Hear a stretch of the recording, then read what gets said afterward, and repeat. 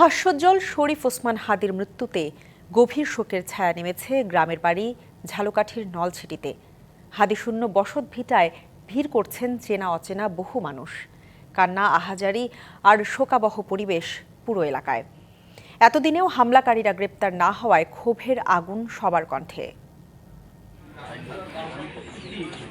নলছিটি উপজেলার খাসমহল পৌর এলাকার এই বাড়িতেই ওসমান হাদির বেড়ে ওঠা। জন্মভূমিতে প্রতিবাদী এই যুবক এখন কেবলই স্মৃতি।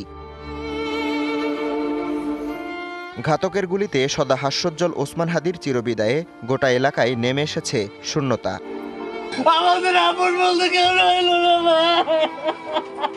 শুক্রবার সকাল থেকেই হাদির বাড়িতে ভিড় করছেন চেনা অচেনা বহু মানুষ।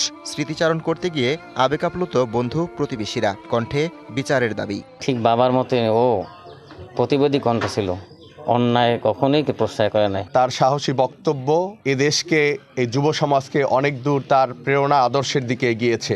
সকালবেলা সে বের হইতেন, কখন বাসায় ফিরতেন তার কোনো নিশ্চয়তা ছিল না।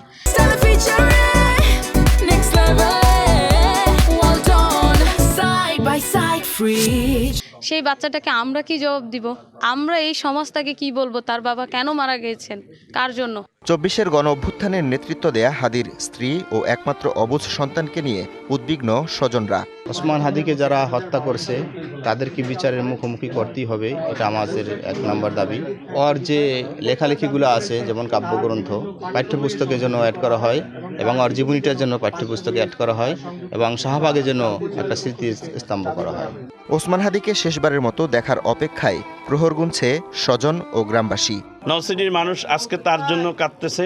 তার লাশটা যেন নলছিটির ঐতিহ্যবাহী চায়না মাঠে আনা হয়, সেখানে নলছিটির মানুষরা তার জানাজা পড়বে। স্বজনরা জানিয়েছেন, হাদির শেষ ইচ্ছে ছিল তাকে যেন তার বাবার কবরের পাশে সমাহিত করা হয়। আমি ঝঞ্ঝা, আমি ভিতিয়ে দরিদ্রের বলবীর চির উন্নত মানুষের। TBC news desk.